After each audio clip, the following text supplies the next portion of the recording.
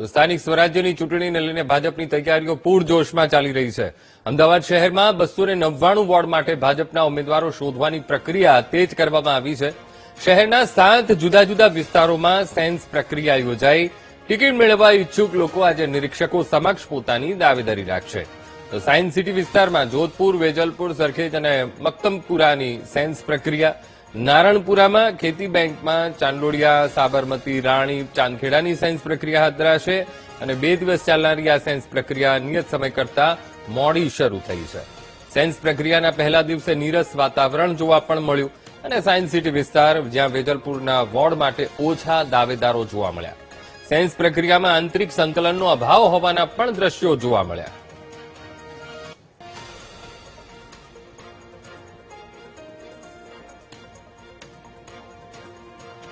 આ જ મુદ્દે સંવાદદાતા પાર્થ લાઈવ જોડાઈ ગયા છે। પાર્થ, સ્થાનિક સ્વરાજ્યની ચૂંટણીના બ્યુગલ ફૂંકાઈ ગયા છે, ત્યારે ભાજપે પણ પૂરજોશમાં હવે તૈયારીઓ ચાલુ કરી દીધી છે। અમદાવાદ શહેરમાં 299 વોર્ડ આવે છે અને જ્યાં માટે ભાજપના ઉમેદવારો શોધવાની પ્રક્રિયા એટલે કે સેન્સ પ્રક્રિયા શરૂ કરી દેવામાં આવી છે। કેવી હલચલ ત્યાં જોવા મળી રહી છે?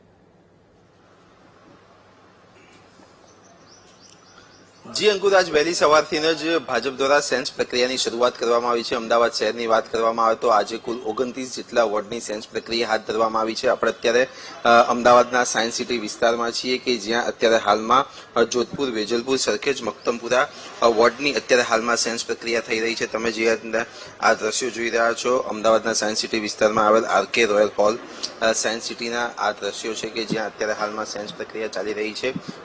જે રીતના વાત કરવામાં આવે તો Muktampura ward, Sarkhej ward, Vejalpur ward સહિતના જોધપુર વોર્ડ સહિતના અહીંયા એક ખાસ ટેબલ ગોઠવવામાં આવ્યા છે। એને ટેબલ ઉપર પહેલા ઉમેદવારે આવવાનું હોય છે અને ત્યારબાદ તેઓને જે નિરીક્ષકો છે તે નિરીક્ષકો જે અંદર રૂમમાં બેઠા છે ત્યાં લાંબી લાઈનમાં બેસવાનું હોય છે। પરંતુ વાત કરવામાં આવે તો અત્યારે આ ખૂબ જ નીરસ પ્રક્રિયા હાલમાં જોવા મળી રહી છે, કારણ કે જે રીતના દ્રશ્યો અન્ય શહેરોમાંથી આવ્યા હતા, ઉમેદવારોની ભારે ભીડ હતી, ઈચ્છુક ઉમેદવારોની ભારે ભીડ હતી, પરંતુ અહીંયા જે આખી વ્યવસ્થા છે તે વ્યવસ્થાના ભાગરૂપે અહીંયા ખુરશીઓ સંપૂર્ણપણે ખાલી જોવા મળી રહી છે। ગણતરીના 10 થી 12 ઉમેદવાર ઈચ્છુક ઉમેદવારો અહીંયા આવ્યા છે અને તેઓ લાઇનમાં બેસી રહ્યા છે। નિરીક્ષકો અત્યારે તમામ નિરીક્ષક જે ઈચ્છુક ઉમેદવારો છે તેમના સાથે ચર્ચા કરી રહ્યા છે। વાત કરવામાં આવે તો અહીંયા જે ઉમેદવારો છે જે ફોર્મ ભરી રહ્યા છે તે ફોર્મમાં અમુક ચોક્કસ વિગતો દર્શાવવાની હોય છે। ઉમેદવાર ઉપર કોઈ પોલીસ કેસ છે કે નહીં, આ ઉપરાંત તેઓ સંગઠનમાં કેટલા વર્ષથી સક્રિય છે, સક્રિય ભૂમિકા તેઓની કઈ છે, સંગઠનમાં કામગીરી તેઓએ કઈ રીતની કરી છે, આ તમામ જે કહી શકાય કે આ તમામ વિગતો દર્શાવવાની હોય છે। તમે જે રીતના દ્રશ્યો અમે તમને બતાવવા માંગીશું કે અહીંયા જે ઉમેદવારો છે તે ઉમેદવારો અહીંયા જોવા મળી રહ્યા છે। તેઓની સેન્સ પ્રક્રિયા અત્યારે હાલમાં ચાલી રહી છે। ગણતરીના 10 થી 15 ઉમેદવારો જ અત્યારે હાલમાં અહીંયા સેન્સ પ્રક્રિયામાં જોવા મળી રહ્યા છે અને આખો દિવસ ચાલશે। આ ઉપરાંત આવતીકાલે એટલે કે કુલ 2 દિવસ સુધી અમદાવાદના અલગ અલગ વિસ્તારોમાં અલગ અલગ વોર્ડ પ્રમાણે કહી શકાય કે આ સેન્સ પ્રક્રિયા યોજવામાં આવશે।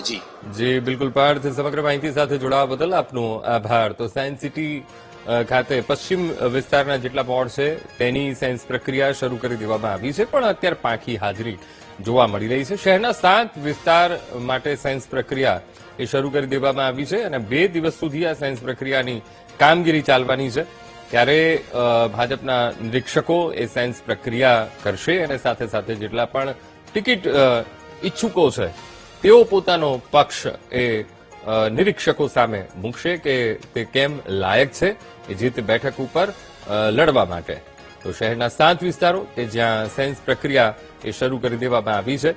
તો સ્થાનિક સ્વરાજ્યની ચૂંટણીના બ્યુગલ ફૂંકાઈ ગયા છે અને હવે ભાજપની તૈયારીઓ પણ પૂરજોશમાં એ દેખાઈ રહી છે। અને અમદાવાદ શહેરની વાત કરીએ, અમદાવાદ શહેરમાં પણ ભાજપે તૈયારીઓ તેજ કરી દીધી છે અને સેન્સ પ્રક્રિયા એ હાથ ધરવાની શરૂ કરી દીધી છે। 2 દિવસ સુધી આ સેન્સ પ્રક્રિયા શરૂ થવાની છે અને અમદાવાદ માટે ભાજપના નિરીક્ષકો પણ નિમી દેવામાં આવ્યા છે અને એ નિરીક્ષકો એ સેન્સ પ્રક્રિયાની કામગીરી કરશે।